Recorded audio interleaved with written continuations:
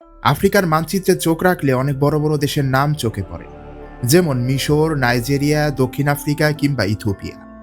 কিন্তু এই বিশাল মহাদেশের ঠিক মাঝখানে একেবারে নিঃশব্দে দাঁড়িয়ে আছে একটি ছোট দেশ, যার নাম হচ্ছে বুরুন্ডি। এই দেশটি আয়তনে ছোট, অর্থনীতিতে দুর্বল, রাজনৈতিক ইতিহাসেও রক্তাক্ত।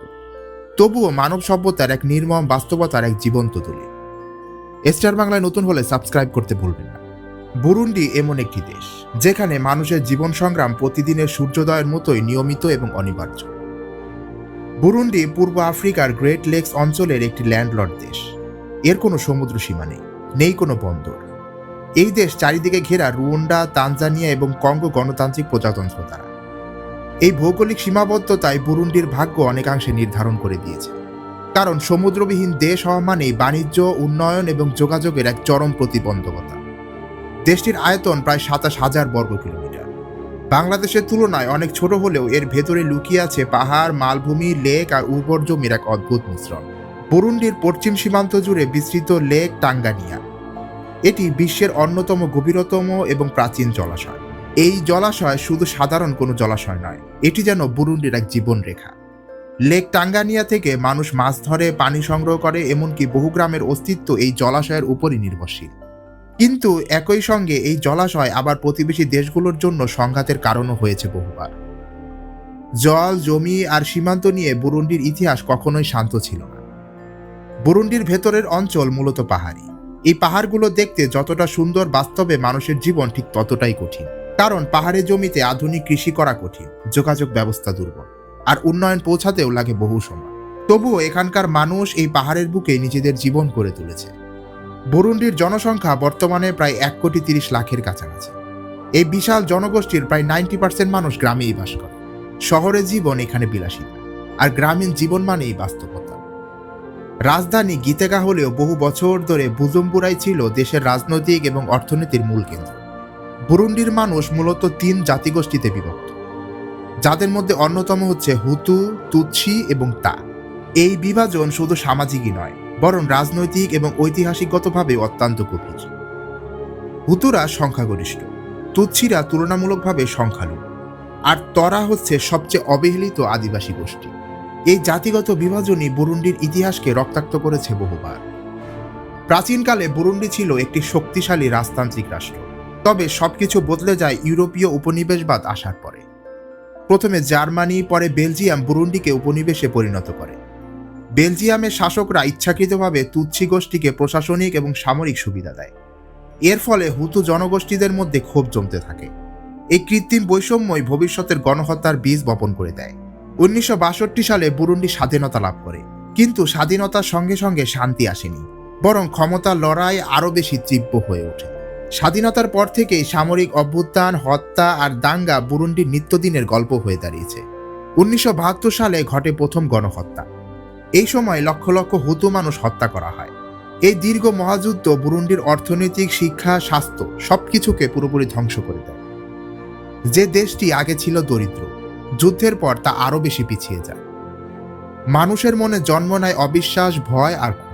আজকের বুরুন্ডি বিশ্বের অন্যতম দরিদ্র দেশগুলোর একটি। মাথাপিছু আয় এখানে অত্যন্ত কম। দেশটির অর্থনীতি মূলত কৃষি নির্ভর, যেমন কফি এবং চা এখানকার প্রধানত রপ্তানিকারক পণ্য। কিন্তু বাস্তবতা হচ্ছে, যারা কফি ফলায় তারা সবচেয়ে বেশি দরিদ্র। আন্তর্জাতিক বাজারে কফির দাম ওঠানামা করলে কৃষকদের জীবন একেবারে নড়বড়ে হয়ে যায়। কৃষি এখানে প্রায় সম্পূর্ণভাবে প্রাচীন পদ্ধতিতে পরিচালিত হয়। যন্ত্রপাতি, সার কিংবা আধুনিক প্রযুক্তির ব্যবহার এখানে খুবই সীমিত। বুরুন্ডিতে পরিবহন ব্যবস্থা অত্যন্ত দুর্বল। অনেক গ্রামে এখনো পাকা রাস্তায় পৌঁছায়নি, তাই মানুষ সাইকেল নিয়ে এখানে মালপত্র বহন করে। ট্রাকের পেছনে সাইকেল ধরে রাখা এমন ঝুঁকিপূর্ণ দৃশ্য এখানে খুবই সাধারণ। এই পরিবহন ব্যবস্থার অভাবই বুরুন্ডির উন্নয়নের সবচেয়ে বড় বাধা। কারণ পণ্য বাজারে দেরিতে পৌঁছায় এবং খরচ বেশি হয়, এতে লাভ কম হয়। এর প্রভাব পড়ে পুরো অর্থনীতিতে। শিক্ষা ব্যবস্থাও বুরুন্ডির জন্য একটি সবচেয়ে বড় চ্যালেঞ্জ। অনেক শিশু দারিদ্র্যের কারণে স্কুল ছেড়ে কাজে নামতে বাধ্য হয়। শিক্ষার অভাব, বইয়ের সংকট, অবকাঠামোর দুর্বলতা সব মিলিয়ে শিক্ষা এখানে সংগ্রামের আরেক নাম। তবুও অনেক শিশু স্বপ্ন দেখে একদিন সে বাস্তবতা বদলাবে। আর এখানে হসপিটাল ব্যবস্থা তো আরও বেশি করে। গ্রামাঞ্চলে হসপিটাল খুবই কম। সাধারণ জ্বর, সংক্রামক কিংবা প্রসবজনিত ঘটনায় মানুষ মারা যায়। চিকিৎসার মতো প্রয়োজনীয় জিনিসও এখানে বিলাসিতার মতো। এই দেশে যদি কাউকে এক গ্রাম থেকে আরেক গ্রাম বা এক শহর থেকে আরেক শহরে যেতে হয়, তাহলে তার জন্য একমাত্র ভরসা হচ্ছে সাইকেল। কারণ এখানে সবার পক্ষে গাড়ি কেনা সম্ভব নয়। দূরত্ব হয়তো খুব বেশি নয়, কিন্তু রাস্তাগুলো সংকীর্ণ, ভাঙাচোরা এবং ভয়ঙ্কর প্রাণঘাতী। বুরুন্ডি আফ্রিকার ছোট দেশগুলোর একটি হলেও এখানকার জীবন সংগ্রাম পুরোপুরি বিশাল। চলন্ত সাইকেলের সঙ্গে আঁকড়ে ধরে এরা তাদের জীবন পার করে। একটু সামান্য ভুল মানেই পুরোপুরি মৃত্যু। ভৌগোলিকগতভাবে বুরুন্ডি আফ্রিকার ঠিক মাঝখানে অবস্থিত। রুয়ান্ডা সীমান্ত থেকে শুরু করে তানজানিয়া পর্যন্ত একটি প্রধান সড়ক পুরো দেশটিকে লম্বালম্বি কেটে দিয়েছে। এই সড়কই বুরুন্ডির জীবনরেখা। অর্থনীতি, বাজার, মানুষের জীবিকা সবকিছু এই পথের উপরই যেন নির্ভরশীল। রাস্তার প্রথম অংশ কায়া থেকে বুগারামা পর্যন্ত বিস্তৃত। এই এলাকাগুলোতে ট্রাক, সাইকেল, মানুষ আর পশু সবাই একটি সরু রাস্তায় চলাফেরা করে। এখানে কোনো আলাদা লেন নেই, নেই সুরক্ষার ব্যবস্থা। শুধু অভ্যাস আর ভাগ্যের উপরই নির্ভর করে এখানে বেঁচে থাকা। বুরুন্ডি একটি দরিদ্রতম দেশ, কিন্তু তারপরও এখানকার মাটি প্রচণ্ড রকমের উর্বর। উত্তরের মালভূমিতে প্রধানত কলার চাষ হয় এবং এখানে কলার প্রজাতির সংখ্যা প্রায় ডজনেরও বেশি। এই কলাই বুরুন্ডির প্রধান খাদ্য, আবার প্রধান অর্থনৈতিক ভরসা। কায়া শহরের উপকণ্ঠে সপ্তাহে 2 দিন বসে কলার বাজার। চারিদিক থেকে কৃষকরা তাদের উৎপাদিত কলা নিয়ে এখানে এসে জড়ো হন, কিন্তু তারা নিজেরা কখনো বিক্রি করেন না। মধ্যস্থতা ভোগীরাই সবকিছু নিয়ন্ত্রণ করে। এই মধ্যস্থতা ভোগীদের একজনের নাম হচ্ছে পামফিল্ড। তিনি বিপুল পরিমাণ কলা কিনে নেন, কারণ তিনি একজন কলার বিয়ার প্রস্তুতকারক। কলা দিয়ে তৈরি বিয়ার বুরুন্ডির জাতীয় পানীয়। এটি শুধু পানীয়ই নয়, বরং তাদের জন্য একটি সংস্কৃতির অংশ। এই বিয়ার তৈরির জন্য সঠিক কলার মিশ্রণ অত্যন্ত গুরুত্বপূর্ণ। মিষ্টি কলা, হালকা ফুলের গন্ধযুক্ত কলা এবং কম টক ধরনের কলা একসঙ্গে মেশানো হয়। একটু ভুল হলেই পুরো ব্যাচ নষ্ট হয়ে যাবে। এই কলাগুলো পরিবহনের দায়িত্ব পড়ে তরুণ সাইক্লিস্টের উপর। তাসিয়ান নামের এক যুবক প্রতিদিন কলা বোঝাই করে সাইকেল চালান। তার সাইকেলের বোঝার ওজন হয় প্রায় 160 কেজিরও বেশি। এত ভারী বোঝা নিয়ে সাইকেল চালানো মানে নিজের জীবনকে প্রতিদিন ঝুঁকির মধ্যে ফেলা। তাকে প্রায় 15 কিলোমিটার পথ পাড়ি দিতে হয়। শুরুর অংশটা ঢালু হওয়ায় কিছুটা সহজ হলেও শেষের অংশটা অত্যন্ত ভয়াবহ। তাসিয়ানের বয়স মাত্র 22 বছর। সে কখনো স্কুলে যায়নি। তার জীবনে সাইকেলই সব, কাজ, আয় এবং ভবিষ্যৎ। তার স্ত্রী আছে, সন্তান আছে 2 জন। এই অল্প বয়সেই তাকে পুরো পরিবারের দায়িত্ব নিতে হয়েছে। সে জানে এই কাজের কোনো নিরাপত্তা নেই, নেই কোনো ভবিষ্যৎ। তবুও সে থামে না, কারণ থামা মানেই না খেতে পাওয়া।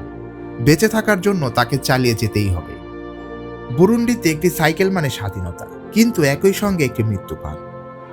এই সাইকেলেই দেশ চলে, আবার এই সাইকেলেই মানুষ মারা যায়। পামফিল্ড প্রায় 15 বছর ধরে কলার বিয়ার তৈরি করছে। তিনি প্রথমে কলাগুলো মাটির গর্তে রেখে পাকান।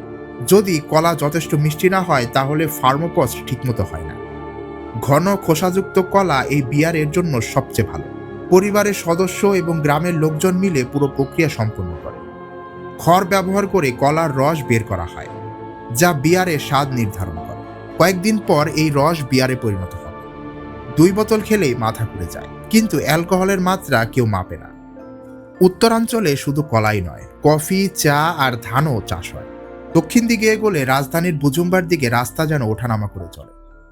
প্রায় 100 কিলোমিটার জুড়ে পাহাড় আর গভীর খাল।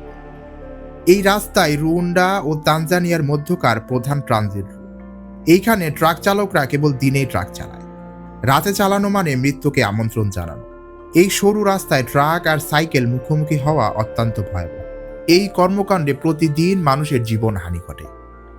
সবশেষে বলা যায়, বুরুন্ডির অর্থনীতি, মানুষের জীবন, বাজার, খাদ্য সবকিছু এই রাস্তাগুলোর উপরই নির্ভরশীল।